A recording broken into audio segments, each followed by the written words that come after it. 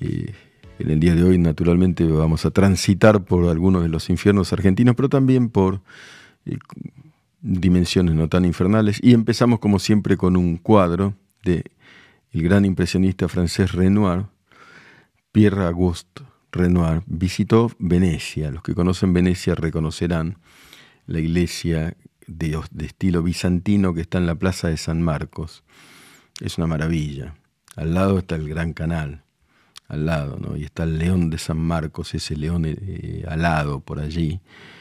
Y todo lo demás, de esa puerta al agua, de esa puerta a la inmensidad que es Venecia, es inigualable Venecia. Lo curioso desde el punto de vista pictórico es que esto es como unas pinceladas primarias de Renoir. No cabe el adjetivo primarias para Renoir porque siempre es profundo, pero es como que decidió dejar el cuadro así antes de retocarlo, casi como un esbozo, y sin embargo se ve la magnificencia de San Marcos, todo leve, todo claro, todo azulino en muchos sentidos, y la belleza de la gran iglesia bizantina de San Marcos, que es bizantina porque los mosaicos bizantinos, ¿no? Bizancio era lo que hoy es Turquía, digamos, lo que hoy es Estambul, antes era Constantinopla, eso es Bizancio, y está muy cerca de Venecia, ¿no? Bueno, Venecia está mirando hacia el oriente en muchos sentidos, y sin embargo es una iglesia católica, naturalmente, y es una belleza. Y este es Renoir, el impresionismo de Renoir, la plaza de San Marcos en Venecia. Bien. Dejamos ahí el cuadro, pero nos lo llevamos en la imagen y en las pupilas, ¿no? Muchas gracias a todos, Gustavo Herrera, como siempre, muchas gracias. Leve, pero muy claro, dice ya genio, hablando del cuadro. Hola Mary Ramos. Y hola a todos, hola Elizabeth Lunardini. Son palomas fuera de foco. Está bien. Es así, las palomas de la Plaza de Venecia. Bueno, somos la gloriosa banda de Miguel Wiñaski, en fin, la más estoica del mundo. Bueno, han hecho una canción, un poema, vaya a saber, ¿no? Está muy bien y muchísimas gracias, me alegra eso. Bello Renoir, sin lugar a dudas, que es bello. Bueno, Venecia, Ava Krishna, Venecia, efectivamente. ¿Saben qué es el origen del periodismo de Venecia? Ahí aparecieron los primeros noticiarios que vendían ejemplares, se llamaban avisi manuscritos. Como es un puerto y como Venecia era un imperio comercial, los vendían al precio de una gaceta, que era la moneda de Venecia, que eran estados autónomos. Italia no existía, naturalmente, estamos hablando del siglo XV, comienzo del siglo XVI. Y ahí ahorcaron ya a un par de periodistas. Fíjense, porque uno de ellos, lo llamaba Nicolò Franco, había investigado las finanzas vaticanas, había encontrado irregularidades y lo ahorcaron en la plaza de San Pedro. Allí lo trasladaron, le cortaron la lengua y le dejaron colgado con un cartel que decía falsario y calumniador. Sin embargo, decía la verdad. Y el asunto viene de lejos, Y muchas otras cosas más. Venecia, la tierra natal de Casanova, que es un personaje magnífico, pero vamos a hablar, ustedes me dirán cuando estemos en contacto con alguien que está ahora, la nota principal, la nota que está arriba en Clarín, la escribió ella y acaba de publicar un libro del cual también quiero escuchar. Efectivamente, Ariel Pablo Rodríguez Trujillo, Marco Polo salió de allí y escribe... Claro, Marco Polo salió de Venecia y volvió a Venecia y llegó hasta el confín del mundo. Llegó hasta el confín del mundo, ¿no es cierto? Y volvió y trajo todo lo que trajo, ¿no? Venecia es una puerta al mundo. Emiliano Ranero Miguel, hoy pensaba en la gran Magdalena, quien no, Magda era mucho más que yo, infinitamente, pero gracias. CFK bardea peronista está mal, y si bardea Milei es libertad. Bueno, mira, pero gracias por recordar a la inmensa Magdalena. La inmensa Magdalena. No, Magda hubiera confrontado contra todo tipo de agresión, por supuesto, ¿no? Qué novedad del Vaticano con el escándalo del el Banco Ambrosiano y los 80. Pero hay otra cosa, hoy se reunió, vamos a hablar de eso, la vicepresidenta Victoria Villarruel, hace horas con el Papa. Se llevaron muy bien, naturalmente. De eso quiero conversar un poco. Pero hay otra cosa del Papa que la verdad es que la tengo que decir. Pidió un cese del fuego incondicional de ambas partes y que Israel se retire del sur del Líbano. Pero se retira del sur del Líbano. Ayer tiraron un enjambre de drones desde ahí y hirieron 67 personas y mataron a otros 4. Desde ahí, desde el 7 de octubre del año pasado hasta ahora, se arrojan decenas, centenares y miles de misiles todo el tiempo. ¿Y cómo? ¿Cese el fuego? ¿Vos confía su santidad en Hezbollah? No. Bueno. Pero bueno, yo no de ninguna manera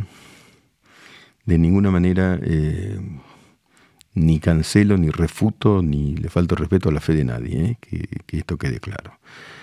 Pero sí uno observa conductas particulares, ¿no es cierto? Como también la del Papa relativa a la invasión de Rusia sobre Ucrania. Victoria pasa el trabajo del sector conservador católico, que son los votantes de Patricia, que le dieron los votos en balotaje. Bien. Usted me dicen, ¿no? Cuando estamos conectados, estamos en eso.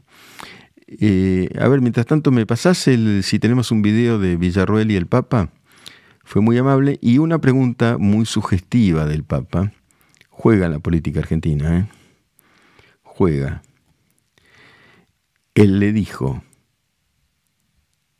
yo todavía estoy vivo, y le pregunta a ella, ¿y usted sobrevive? ¿A qué se refiere? ¿A qué se refiere? Sobrevive. ¿Sobrevive a la interna que tiene con Milei? Que no, hay algo ahí sugerente. Y el Papa, cuando habla, en general lo dice con conciencia. Es decir, ahí hay dos modelos diferentes. A ver el video de Villarruel con su santidad. Bueno, ahí está, después seguimos hablando de eso.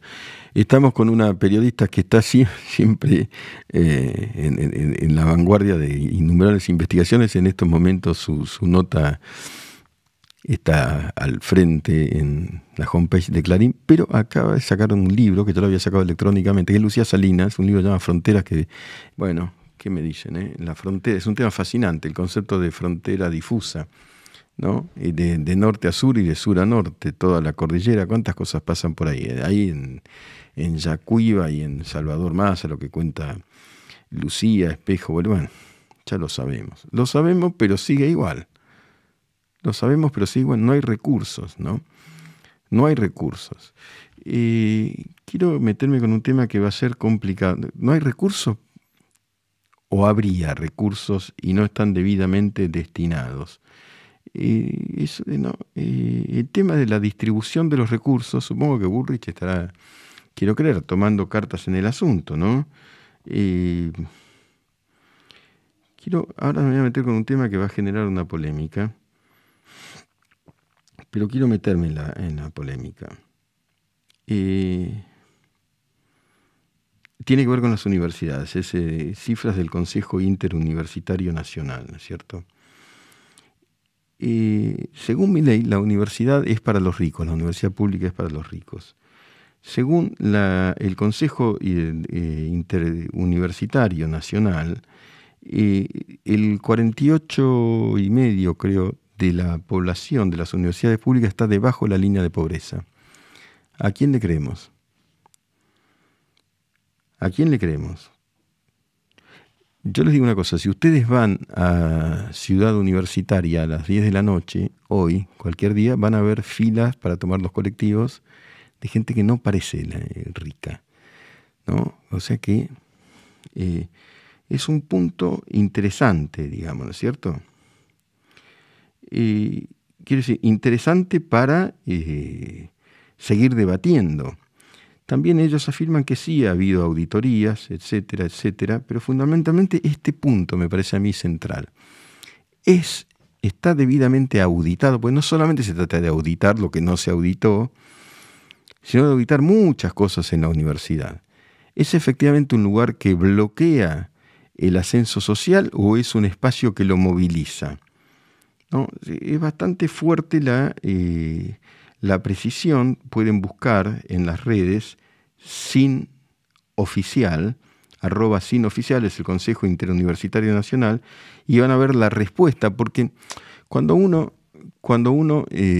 confronta con espacios públicos, que me parece que es la política, sí, yo no sé si se auditan solos, pero bueno, hay diversas porque hay ONGs, etcétera. Pero este punto me parece central, conocer la universidad, ¿no? Conocer la universidad. Esto de que van los ricos a la pública, pues hay que ver realmente en qué porcentaje. Porque es ir y verlo. Esto más allá, pero la mirada es capitalina, en el interior no hay colectivos de los barrios hacia el centro, por lo tanto es imposible que vayan a estudiar, dice Luciano Capurro. Pues yo conozco varias universidades del interior, me parece que hay de todo, ¿eh? Hay colectivos, hay gente que se va a vivir de otras provincias, de una provincia hacia la otra, buscando su universidad. Me parece que es un tema para... Yo no estoy tomando... Van los de clase media para arriba, dice Luciano Capurro, sí, pero hay que precisarlo bien, ¿eh? Hay que precisarlo bien, eso me parece que hay que auditarlo. Por otra parte, un porcentaje también bastante importante, que yo creo que supera el 30% de los ingresantes a la universidad pública, representa la primera persona en familias, en sus respectivas familias, que los primeros universitarios en esas familias. Ya subió la factura Jacobiti, pero yo digo lo siguiente, hoy salió una nota espectacular de Diego Cabot, como siempre, donde muestra cómo Julio De Vido, porque así lo dice, en 2016 es la nota, se la recomiendo leer en La Nación, ya traficaba dinero sin control por universidades para financiar películas que no veía nadie y todas esas cosas que sabemos. Esa nota espectacular, recomiendo leerla, como todas las de Diego, 2016. Porque esto no es que los de Falco se empezaron a conocer ahora. ¿No es cierto? Los de Falco se conocen, se denuncian y periodísticamente se han denunciado desde hace bastante tiempo, hace casi 10 años de la denuncia, por ejemplo, de Diego Cabot y de otros. Ahora pasa lo siguiente, digamos. El hecho de que tu dirigencia robe no implica que toda la población universitaria de las universidades públicas esté robando, si no sería una locura. Profe, ¿en los otros gobiernos se desfinanciaban las universidades? Mira, lo que hacía De Vido y el kirchnerismo era crearlas y traficar dinero sin control. No en todos, hay que estudiar cada caso. Yo digo siempre hay que estudiar cada caso. Pero en muchas de las del conurbano se traficaba dinero sin control, lo cual es un robo, no es solo un desfinanciamiento, es un robo. Ahora bien, también digo que esas universidades conurbanas, no todas, porque algunas son meros centros de adoctrinamiento, acercaron a la universidad a decenas de miles de estudiantes. Es complicado, es lo único que quiero decir, es complicado. ¿Por qué decís, Federico Quiroga, que es completamente irrelevante si son o no primera generación con título universitario? No te aseguran, no, yo no creo que sea irrelevante. Si hay ingenieros que están trabajando de Uber, sí, primero, a ver, decime cuántos son, y en segundo lugar tiene que ver con una gran recesión, pero tener un título universitario no es. La Universidad de Plaza de Mayo es una cosa menor, una escuela de doctrina siniestra y una estafa. Pero eso no es la universidad con 1.700.000 alumnos. ¿No? Aparte, las carreras de ciencias sociales no tienen salida laboral, más o menos. No sé si no tienen, mi sobrino es el primer universitario en la familia, su padre albañil, es un orgullo para todos, dice Juan Cruz.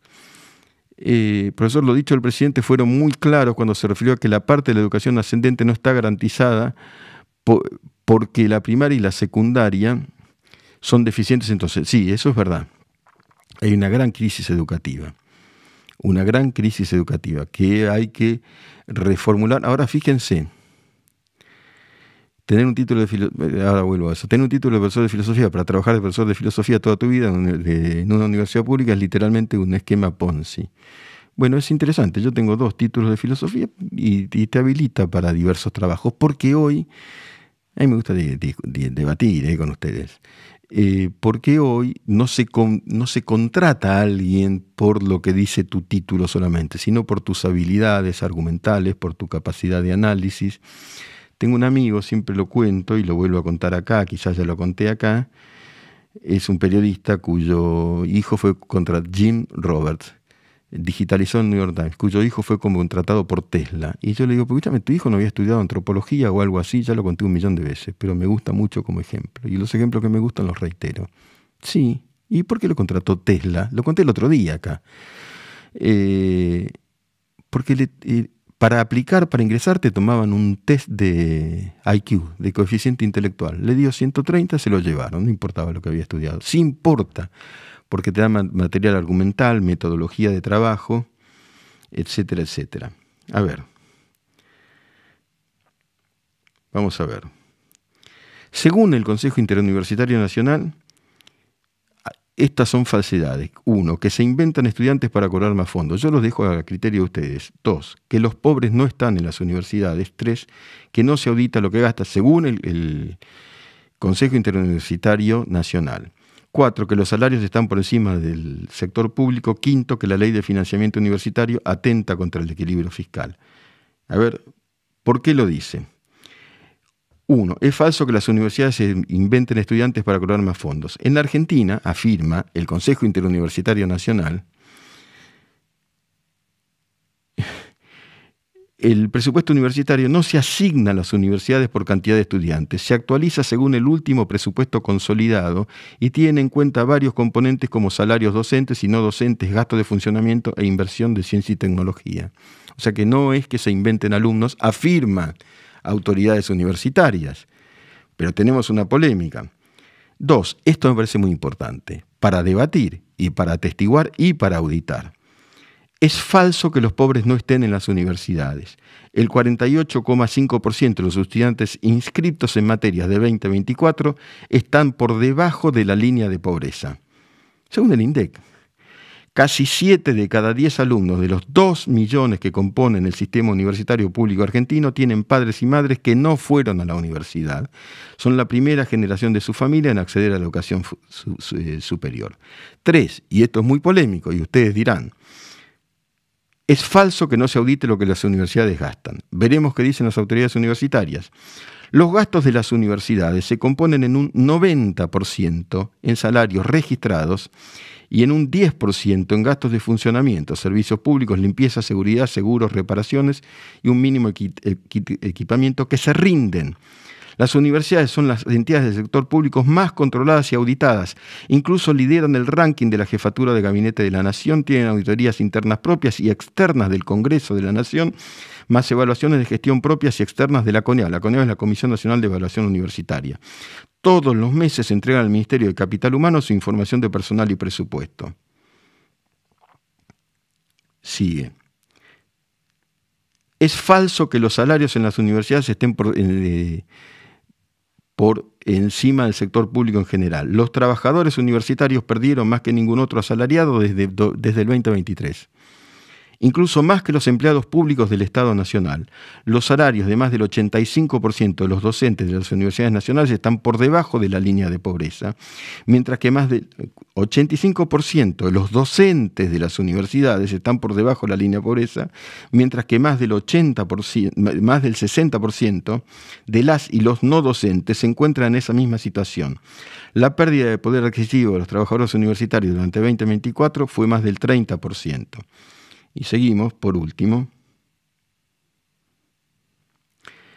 Es falso que la ley de financiamiento universitario atente contra el equilibrio fiscal.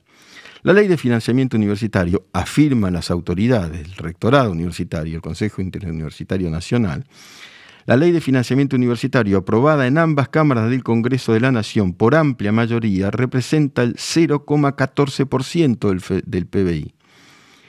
Similar, por ejemplo, a lo que el gobierno dejó de recibir por bajar los bienes personales, una medida que benefició a sectores sociales de altos recursos. Por otro lado, ese 0,14% se podría financiar con el superávit financiero anual acumulado. Yo cumplo con el deber de las dos partes. Tenemos el discurso, un fragmento del del discurso del presidente Milei, hablando de universidades del otro día. Si lo tenemos, lo pasamos. Silvia Mastroianni afirma, la CONEAU, la Comisión Nacional de Evaluación Universitaria, no audita todas las universidades, permítame dudar del informe. Sí, no, yo no, naturalmente que lo permito y lo pongo para ponerlo bajo el análisis. ¿No es cierto? Pero lo que sí sería como infantil que alguien, no importa que sea el presidente, diga algo y lo considere per se verdadero. El distopista, los debajo de la línea de pobreza no tendrían para viajar, matemático. Es bastante oneroso ir a estudiar, Eso lo digo, aunque después está la discusión del arancelamiento. Pero lo que yo quiero decir es, cuando vos tenés una versión, aunque venga de las alturas, tenés que confrontar con la otra versión y sacar tus conclusiones. Que hay irregularidades, obviamente, que las hay. Sueldo del chofer del rector de la Universidad de Rosario está contemplado. No niego ninguna eventual irregularidad. Digo, tenés que analizar una versión y la otra versión y comparar. Lo de Rosario es un dato, sí. Veremos si Rosario responde a eso, ¿no es cierto?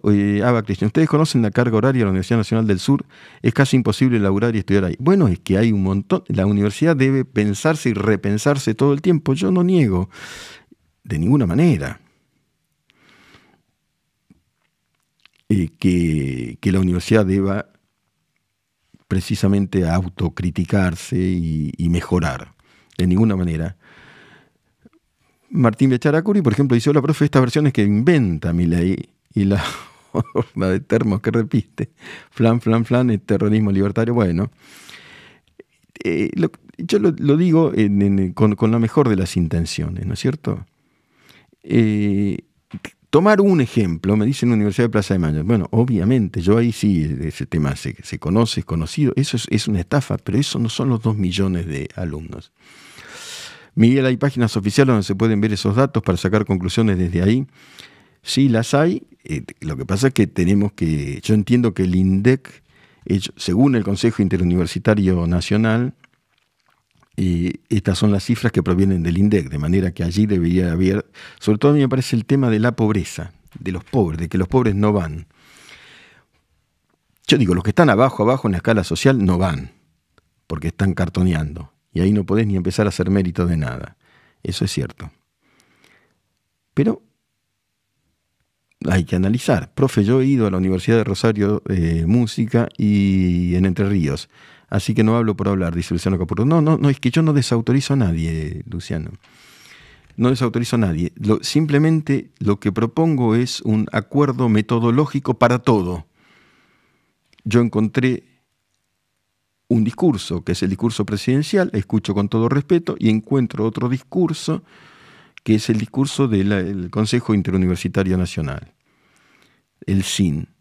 Bueno, la versión de Lustó de la vida habla de que están auditados por ellos. Yo estudié en los 90, ya las universidades eran un caos. Mira, yo hice una nota muy, muy crítica de la universidad, y hace muchos años, en los 90, cuando el rector era Shuberov. Ayer Morales Solá habla muy críticamente de Shuberov, que era un personaje relevante del radicalismo. Las universidades estaban sucias, faltaba dinero, a Shuberov le encontraron propiedades en el exterior, fue condenado por eso, fue rector de la universidad. Ahora, la universidad tiene una larga historia y es complejo. Profe, escuché una entrevista del 2022, dice Bauti Lambert, no leo bien, a la nata que decía ser liberal de izquierda. ¿Por qué cree que hoy en día existe esa corriente política?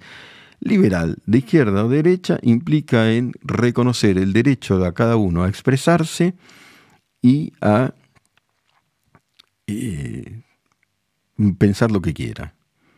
Así que sí, podés decir, yo considero que tales o cuales visiones que algunos consideran de izquierda, suponete de Antonio Gramsci, son correctas,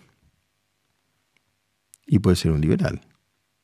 Ciertamente, el concepto de Antonio Gramsci fue encarcelado por Mussolini. Y el concepto de hegemonía de Gramsci es el contrario de lo que el kirchnerismo invirtió el concepto de hegemonía de Gramsci. Para el kirchnerismo la hegemonía era la de los medios privados de comunicación, que imponían la mentalidad de millones. Y Gramsci lo que decía que la hegemonía es la hegemonía del Estado mussoliniano, fascista. No, y ahora yo hablo de Lanata, porque yo Lanata lo conozco bastante respecto de la izquierda. Lanata es una persona que cree fundamentalmente, y yo creo no traicionarlo, y la verdad es que siendo laico ruego por su mejoría, quiero decirlo ya que lo nombran, ruego por su mejoría, que operarlo nuevamente, bueno, con toda la fuerza lo digo. Lanata es alguien que siempre creyó en la pequeña y mediana empresa, y en la empresa. Pero también es una persona, digamos, que estuvo en contra del kirchnerismo y del menemismo, como todo el mundo sabe. La universidad se tiene que limpiar de ideología política de un lado y del otro, ¿no? Pero limpiar no, pues la universidad es política. Lo que tiene que limpiarse es limpiar, no sé si es el término, es del dogmatismo. La política está y las miradas políticas están siempre. Bah. Dicho sea de paso, les cuento o les pregunto si sabían que Telecentro tiene un nuevo Deco 4K con tecnología Android TV. TV dice, ¿no? No debemos decir Android TV, debemos decir TV. ¿Por qué lo tenemos que decir en inglés? ¿TV o TV? Bueno, lo reitero. ¿Sabías que Telecentro tiene un nuevo Deco 4K con tecnología Android TV o TV? Con todas las apps y el entretenimiento que querés en tu tele de siempre. ¿Lo sabías? Ahora, con Telecentro tu tele es más smart que nunca. Otra vez en inglés. Smart. Bueno, está bien. No sé. O es más inteligente, que smart es inteligente, ¿no? Clever también es otro sinónimo para inteligente. Vamos a leer una poesía de un gran poeta inglés, que es Samuel Taylor Coleridge. Cierto que puede ser fantasía si yo quiero sacar de todas las cosas de este mundo gozo interior profundo y rastrear en hojas y en flores que me envuelven lecciones de cariño y de piedad sincera. Que sea así, y aunque el ancho mundo resuene en burla de tal creencia, a mí no me trae temor, ni me trae dolor, ni perplejidad vana. Así voy a elevar mi altar en los campos, y será el cielo azul mi cúpula polícroma, y la dulce fragancia que dé la flor silvestre. Será todo el incienso que te ofreceré a ti mi único Dios, que no despreciarás, ni aun a mí, sacerdote del pobre sacrificio. Coleridge es un gran poeta inglés, y su único Dios es la naturaleza, las flores, ¿no? Los campos, los árboles, el cielo, cúpula polícroma, ¿no? Gozo interior profundo, ¿no? Rastrear en hojas y flores. Rastreemos las hojas, las flores, ¿no? El suelo, el piso, los árboles, siempre los árboles. Ustedes saben que árbol se decía en latín liber. Es mi nota de Clarín voy a terminar con esto, del sábado. Porque corteza de los árboles se decía en latín liber, y los libros vienen de la corteza de los árboles, y de liber viene libre. Señores liberales, recuerden esto. De liber viene libre. Con libros hay libertad. Con los libros. ¿Saben una cosa? El castellano tiene 93.000 palabras. Aproximadamente según la RAE, con coloquialismos y tiene casi 300.000 palabras. ¿Saben cuántos usa un adolescente promedio? Y esto sí que es tremendo para la Argentina, y esto es lo que hago que editar. ¿Saben cuántos usa un adolescente promedio? 240 palabras. Sobre 93.000, olvidemos los coloquialismos, usa 240 promedio. 78 u 80 de las cuales son insultos. Sabemos insultar. No sabemos hablar. ¿Quiere una explicación de la decadencia argentina? Ahí está. 93.000 palabras. Un adolescente promedio usa 240 promedio. De las cuales 80 son insultos.